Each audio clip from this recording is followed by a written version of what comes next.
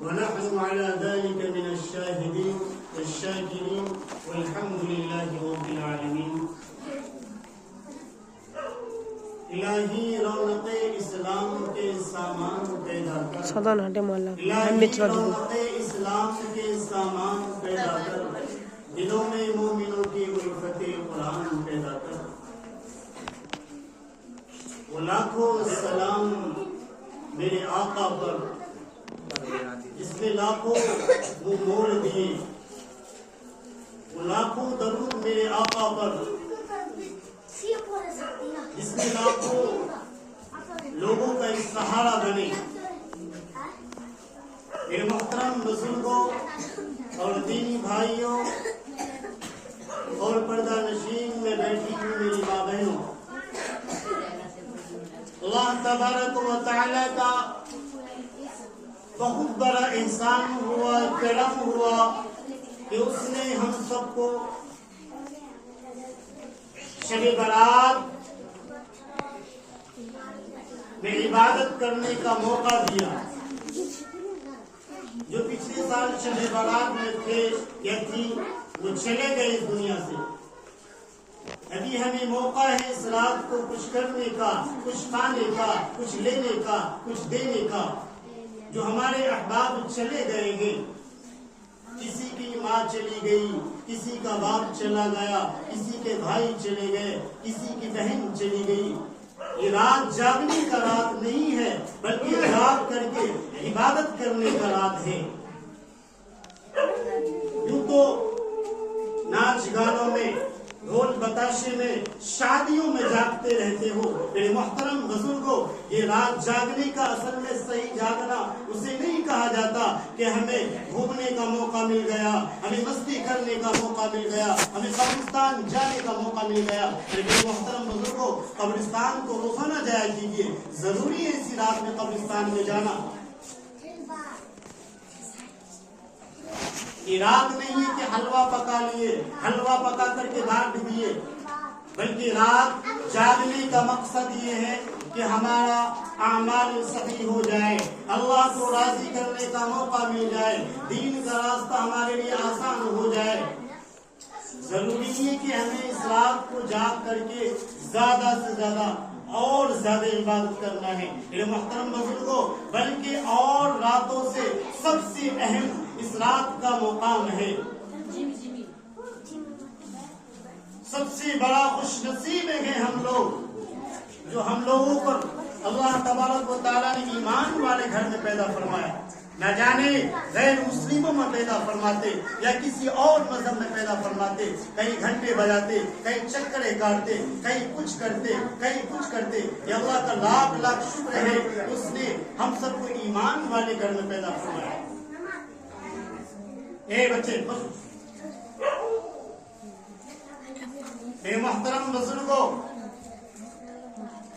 یہ رات بہت اہم رات ہے. ہمارے نبی علیہ الصلوۃ والسلام رمضان آنے سے پہلے ایک ماہ رمضان کی تیاری کے لیے روزہ رکھا کرتے تھے. ابھی تو ہم 2 روزہ نہیں رکھتے، 1 روزہ نہیں رکھ پاتے. ہر مسلمان کے لیے چاہیے کہ اپنے اللہ کو راضی کرنے کے لیے نماز کی پابندی کرے، قرآن کریم کو پڑھا کرے، روزہ رکھا کرے. ضروری نہیں ہے کہ ہمیں صرف رمضان میں روزہ رکھنا ہے، مہینے میں کم از کم 3 یا 2 روزہ رکھنا، نفل روزہ. کوئی زبردستی بھی نہیں ہے، یعنی عادی ڈالنے کے لیے، تو رمضان میں ہمارے لیے آسانی ہو جاتی ہے. میرے محترم بزرگوں اور دینی بھائیوں اور پردہ نشین میں بیٹھی میری ماں بہنوں، کل قیامت کا میدان ہوگا.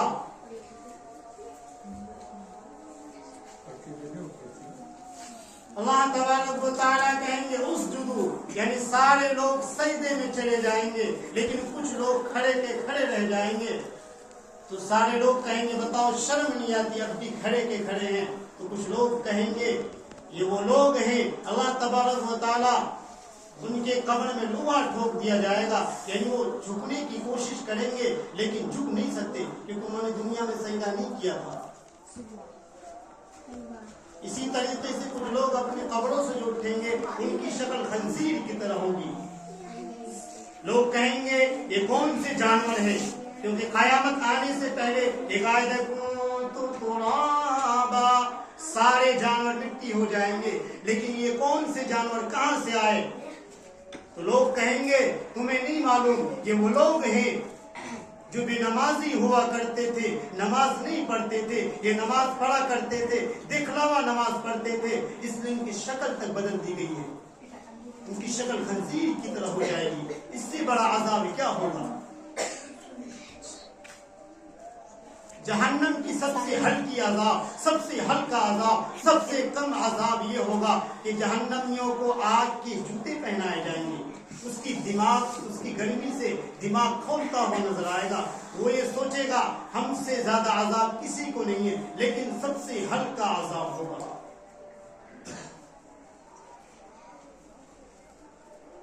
قرآن کریم کی مثال بہت ساری کتابوں میں، حدیثوں میں بھرا پڑا ہے۔ میرے محترم بزرگوں، پڑھائی کی کوئی عمر نہیں ہوتی، پڑھائی کی کوئی قید نہیں ہوتی ہے، ہمارا جب دل چاہے پڑھ سکتے ہیں۔ یہ نہ اپنے اوپر فخر کرے یا غم کرے کہ ہم بڑے ہو گئے یا بوڑھے ہو گئے، ہماری زبان نہیں پلٹے گی۔ میرے محترم بزرگوں، کوشش کرنے سے ہر کام آسان ہو جاتا ہے۔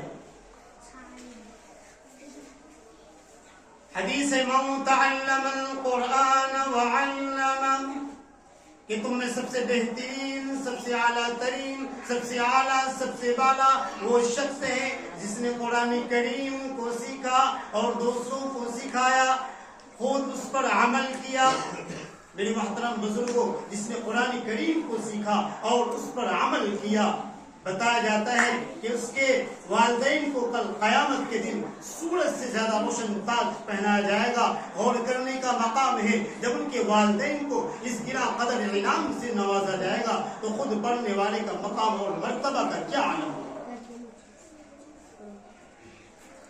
یہ محترم بزرگوں، قرآن کریم سے بڑھ کر دنیا میں کوئی کتاب نہیں ہے۔ اگر ہم نے قرآن کریم کو سنبھال لیا، قرآن کریم کو یاد کر لیا، قرآن کریم کو محفوظ کر لیا تو ہم سے بڑا کوئی بھی نہیں ہے۔ کل قیامت کے دن حافظ قرآن سے کہا جائے گا کہ قرآن پڑھتا جا، قرآن پڑھتا جا اور جنت کے درجوں پہ چڑھتا جا اور ٹھہر ٹھہر کے پڑھ، جیسا کہ تم دنیا میں ٹھہر ٹھہر کے پڑھا کرتا تھا، بس تیرا مقام اور ٹھکانہ وہی ہے جہاں تو آخری آیت پر پہنچے۔ میرے محترم بزرگوں، حافظ قرآن کا مرتبہ اتنا بڑا ہے، نہیں تو نام لینے میں صرف مزمل ہے، صرف مدثر ہے، صرف دلکش ہے، لیکن جب وہ قرآن کریم کو پڑھ لیتا ہے، قرآن کریم کو اپنے سینے میں محفوظ کر لیتا ہے تو یہ حافظ مزمل صاحب ہو جاتے ہیں، تو یہ حافظ مدثر صاحب ہو جاتے ہیں۔ یہ قرآن کریم کا مرتبہ ہے، یہ قرآن کریم کا پاورفل ان کے سینے میں جو محفوظ ہے۔ میرے محترم بزرگوں، قیامت کا میدان ہوگا، 10 ایسے آدمی جن کے لیے جہنم واجب ہو چکی ہوگی، حافظ قرآن اپنی رب کی بارگاہ میں سفارش کرے گا، اس حافظ قرآن کی برکت سے اس 10 آدمی کو جنت عطا ہوگی۔ میرے محترم بزرگوں، اگر انسان دل میں ارادہ کرے، دل میں سوچ لے کہ ہمیں پڑھنا ہے، روزانہ کے اعتبار سے اگر 2 آیت بھی یاد کرے تو انشاءاللہ دھیرے دھیرے وہ پورے قرآن پاک کو مکمل کر سکتا ہے۔ میرے محترم بزرگوں، قرآن پاک کا ایک واقعہ ہے، 2 میاں بیوی مارکیٹ گئے، سامان لینے کے لیے گئے تھے، لیکن انہیں کتاب نظر آ گئی۔ لوگوں سے پوچھا یہ کون سی کتاب ہے، کیا ہے؟ تو لوگوں نے بتایا یہ قرآن کریم ہے، دنیا میں اس سے بڑھ کر کوئی کتاب نہیں ہے، اسی سے ہمارا نماز صحیح ہوتا ہے، اسی سے ہمارا سارا کام صحیح ہوتا ہے۔ میرے محترم بزرگوں، انہوں نے قرآن کریم کو لے لی۔ جب میاں بیوی گھر لے کے آئے، اب رکھنے کی جگہ نہیں، کہیں انہوں نے سنا تھا کہیں بیان میں کہ اس کی جتنی حفاظت کرو گے اتنی کامیاب ہو جاؤ گے۔ اب دونوں میاں بھی پریشان ہو گئے۔ اب کتاب قرآن کریم کو تو لے تو آئے ہیں لیکن رکھے کہاں؟ تو دونوں میں مشورہ ہوا کہ قرآن کریم کو آدھے رات تم رکھو گے، آدھے رات میں رکھوں گا۔ تو اسی مشورے سے دونوں نے قرآن کریم کو آدھے رات بیوی نے رکھا، آدھے رات بیوی نے رکھی اور آدھے رات شوہر نے رکھا۔ تو بتایا جاتا ہے واقعہ میں کہ اس قرآن کریم کو یعنی اپنے سر کے اوپر رکھنے کی برکت سے پورے رات میں دونوں میاں بیوی حافظ قرآن بن گئے۔ اور سبحان اللہ، سبحان اللہ۔ قرآن کریم کا مرتبہ ہے۔ قرآن کریم کو جتنی عزت کرو گے، جتنی حفاظت کرو گے، بہت سارے میں بچوں کو دیکھا ہے قرآن کریم ہی پکڑتے میرے بچوں قرآن کریم کو سینے سے لگاؤ گے تو قرآن کریم تمہارے سینے میں محفوظ ہو جائے۔ قرآن کریم کا واقعہ ہے، ایک بہت غریب بچہ تھا، بہت ہی ادنا بچہ تھا، مدرسے میں تعلیم حاصل کر رہا تھا۔ کوئی ساز و سامان مثال لے لو، یعنی شربت بیچنے والا شربت بیچنے کے لیے آیا۔ اب مدرسے کے اندر امیر بچے بھی ہوتے ہیں، غریب بھی ہوتے ہیں، یعنی ہر طرح کے بچے ہوتے ہیں۔ تو جس کے پاس پیسے تھا یعنی لینے والے تھے وہ جا کے اپنا سامان یعنی شربت خرید لیا۔ جب یہ غریب بچہ وہاں گیا تو اس شربت والے نے دھتکار دیا کہ تمہارے پاس تو کچھ ہے نہیں دینے کے لیے، تم کہاں سے دو گے؟ وہ مایوس ہو کر ایک کونے میں جا کے بیٹھ گیا اور سوچنے لگا کاش میرے پاس بھی کچھ ہوتا تو میں بھی لے لیتا یا کچھ کھا لیتا۔ یعنی ان کے دل میں ایسی طلب بیٹھ گئی، لگن بیٹھ گئی اور وہ محنت کرتا رہا، اور محنت کرتے کرتے انہوں نے سوچا جب میرے پاس کچھ نہیں ہے لیکن دین کی دولت کو اپنے سینے میں ضرور محفوظ کروں گا۔ یعنی وہ پڑھتے پڑھتے ماشاءاللہ مفتیان کرام بن گئے، اور وہ شربت یعنی جوس بیچنے والا جوس بیچتے بیچتے بہت بڑا مالدار بن گئے۔ دنیاوی فطرت۔ تو ان کی جب شادی ہوئی، بہت غور سے سنا ہے قرآن کریم کا واقعہ، سنو اور اس پر عمل کرو اور اس کو اپنے سینے میں محفوظ کر لو۔ ان کی جب شادی ہوئی شربت والے کی تو ان کے گھر میں ایک لڑکی پیدا ہوئی۔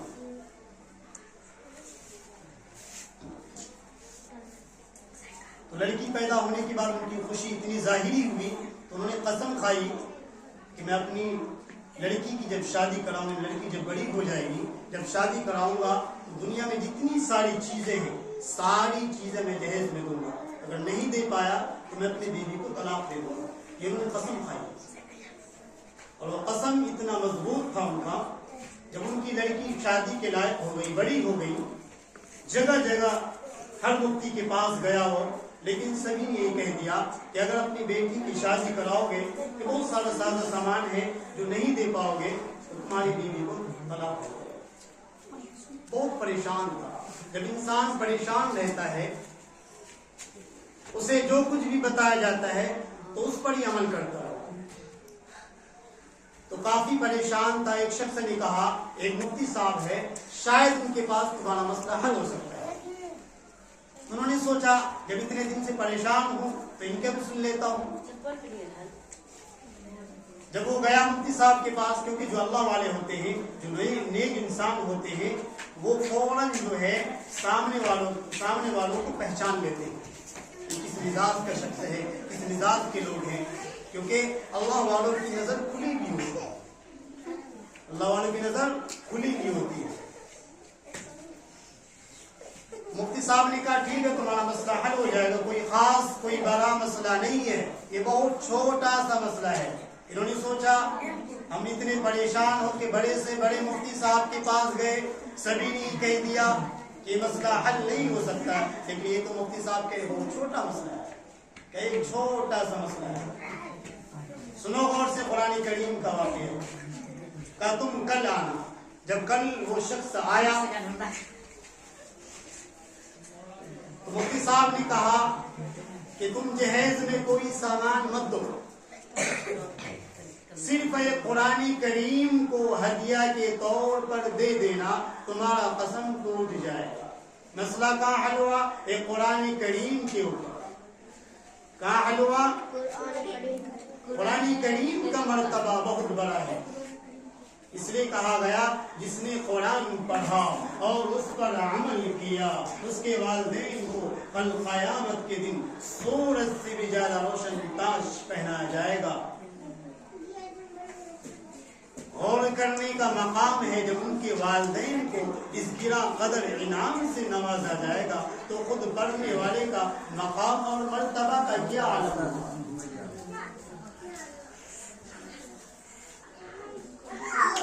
بہت سارے انسانوں کا دکھاوا عمل ہوتا ہے، دکھاوا کوئی چیز اللہ تبارک و تعالیٰ کو پسند نہیں ہے۔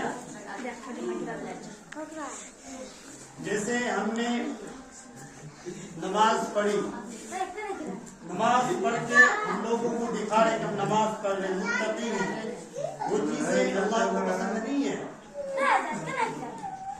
تین شخص کی پکڑ بہت سختی سے ہوگی، تین شخص کی پکڑ بہت سختی سے ہوگی۔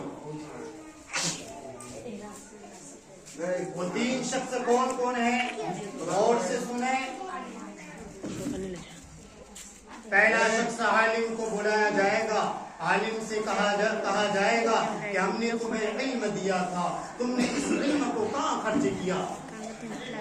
تو عالم کہیں گے ہم نے فلاں مسجد میں نماز پڑھائی، ہم نے فلاں مدرسے میں پڑھایا، ہم نے فلاں کو حافظ قرآن بنایا۔ اللہ تبارک و تعالیٰ کہیں گے تم جھوٹ بولتے ہو، تم عالم اس لیے بنے تھے لوگ تمہیں مولانا کہے، لوگ تمہیں مفتی کہے، لوگ تمہیں حافظ قرآن کہے، لوگ تمہیں قاری کہے۔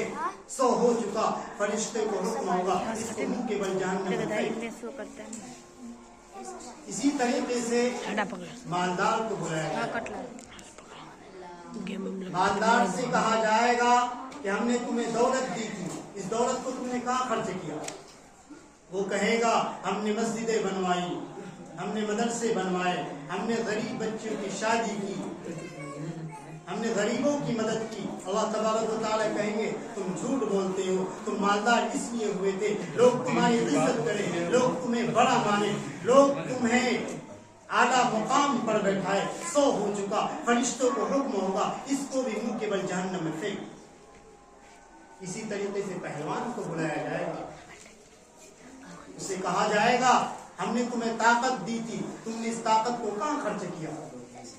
وہ کہے گا ہم نے دین اسلام کی جو لڑائی ہو رہی تھی اس میں جا کر ہم نے دین اسلام کو بچایا، ہم نے کمزوروں کی مدد کی۔ اللہ تبارک و تعالیٰ کہیں گے تم جھوٹ بولتے ہو، تم پہلوان اس لیے ہوئے تھے لوگ تمہیں طاقتور سمجھے، لوگ تمہارے اوپر فخر کرے۔ سو ہو چکا، فرشتوں کو حکم ہوگا اس کو بھی منہ کے بل جہنم میں پھینک۔ اس لیے دکھاوا والا کام نہیں ہونا چاہیے۔ اللہ کی رضا کے لیے اگر کام کرو گے تمہیں اللہ تبارک و تعالیٰ دنیا میں دے گی اور آخرت میں۔ کوئی صلات سنے ہو کبھی؟ ماشاءاللہ سنے ہوں گے، جماعت میں گئے ہوں گے۔ کل صلات 1500 سال کا راستہ ہے۔ کتنے سال کا؟ 15 نہیں، 1500 سال۔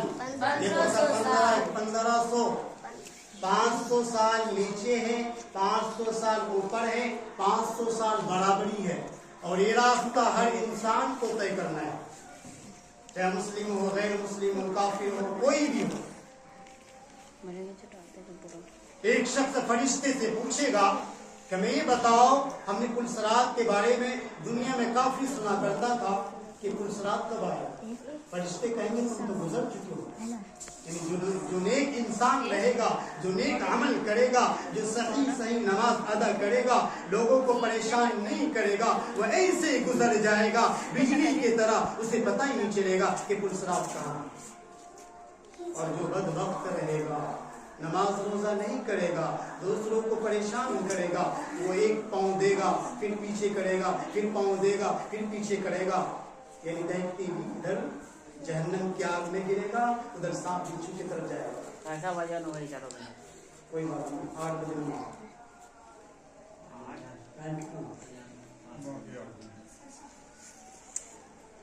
اس لیے دکھاوا والا کام نہیں ہونا چاہیے۔ اب ضروری نہیں ہے ہم نے پیسے دیے ہیں تو ہمارے لیے اعلان ہو جائے، ہے نا؟ بہت سارے حضرات کی خواہش ہوتی ہے، اعلان اس لیے کیا جاتا ہے کہ دوسروں کو بھی توفیق ہو جائے کہ ہم بھی دیں، جیسے آپ نے 100 دیے تو دوسرے 200 دیں، ایک یہ ہوتا ہے طرف، یہ ہوتی ہے محبت، یہ نہیں کہ ہمارا نام ہو جائے ہم نے 100 روپے دیے ہیں اعلان کر دو عفان نے 100 روپے دیے ہیں۔